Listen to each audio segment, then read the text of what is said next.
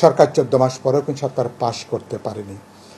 কি হলে সরকারকে পাশ করানো যাবে আমরা বারবার করে পরামর্শ দিচ্ছি, সরকার সেই পরামর্শগুলো কিন্তু আমলে তারা নিচ্ছেন না। অনেকগুলো পদক্ষেপ তারা গ্রহণ করছেন।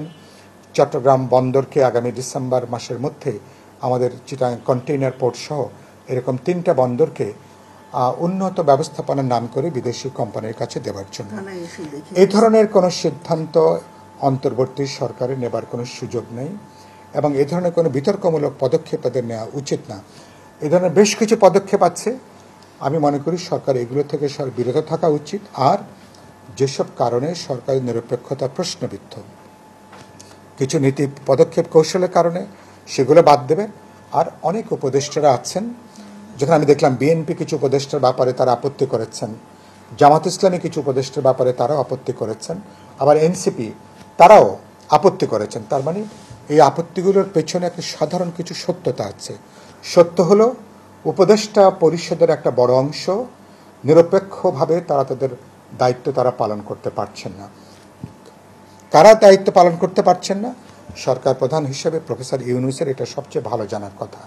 সুতরাং তিনি এ ব্যাপারে হোমওয়ার্ক করে আমরা দেখতে চাইব আগামী কয়েকদিনের ভেতরে তিনি যেসব উপদেষ্টাদের ব্যাপারে প্রশ্ন উত্থাপিত হয়েছে, বিতর্ক দেখা দিয়েছে, বহু আগেই যাদেরকে বিদায় দেওয়া দরকার ছিল এবং তারা স্বেচ্ছায় তারা বিদায় নেননি, এখন সরকারের উচিত হবে তাদেরকে আহ্বান জানানো, তারা যেন অনতিবিলম্বে সরকার প্রধান চাইলেই তাদেরকে যে কোনো সময়, এটা একেবারে সরকার প্রধানের এখতিয়ারে, এটা তার, কারণ তারা বাকিরা দায়িত্ব পালন করছেন তার সম্মতির ভিত্তিতে। তিনি চাইলেই যে কোনো সময় যে কোনো উপদেষ্টা তিনি কিন্তু পদত্যাগ করবেন, পদত্যাগ করতে পারেন। এ ব্যাপারে সরকার দিক থেকে তারা উদ্যোগ সরকার নেবেন। সরকার নিরপেক্ষতার পরীক্ষায় যদি পাশ করতে না পারে তাহলে কিন্তু নির্বাচন নানা দিক থেকে হোঁচট খাবে, প্রশ্নবিদ্ধ হবে, বিতর্কিত হবে। এবং সরকার যদি বিতর্কের মধ্য দিয়ে যদি যেতেই থাকে তখন এ ধরনের বিতর্কের মূলক সরকারের অধীনে রাজনৈতিক দলগুলো নির্বাচনে যেতে চাইবে কিনা এই প্রশ্ন কিন্তু একটা জরুরি প্রশ্ন হিসেবে কিন্তু আগামীতে উঠে আসতে পারে। আমি আশা করি সে পর্যন্ত যাবে না। আমরা সরকারের সদিচ্ছার উপরে ভরসা রাখতে চাই, আস্থা রাখতে চাই এবং তারা যে উৎসবমুখর পরিবেশে বলতে মানে তারা একটা অভূতপূর্ব যে নির্বাচন করতে চান, এখনও পর্যন্ত পদক্ষেপগুলো অভূতপূর্ব হচ্ছে না। এখনও পর্যন্ত উৎসবমুখর পরিবেশে গ্রহণযোগ্য নির্বাচনের গণতান্ত্রিক পরিবেশ আমরা এখনও সব ক্ষেত্রে দেখতে পাচ্ছি না।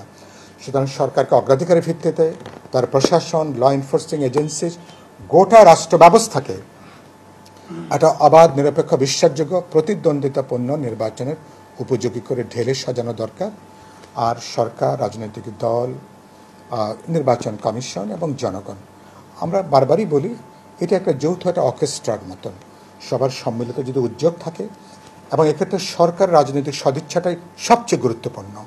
সরকারের যদি পলিটিক্যাল উইলটা খুব পরিষ্কার থাকে, দিল যদি পরিষ্কার থাকে যে আমরা একটা গ্রহণযোগ্য, অবাধ, নিরপেক্ষ, বিশ্বাসযোগ্য নির্বাচন করব, আমরা ইতিহাসের সেরা নির্বাচন করতে চাই, আমি মনে করি সবাই আমরা সরকারকে সহযোগিতা করব এবং আগামী নির্বাচন এবং গণভোট ফেব্রুয়ারির প্রথমার্ধের মধ্য দিয়ে সরকার যদি বেরিয়ে যেতে পারে, নানা সমালোচনার পরও সরকারকে নিশ্চয়ই আমি তখন A+ দিতে কিন্তু আমি দ্বিধা করব না।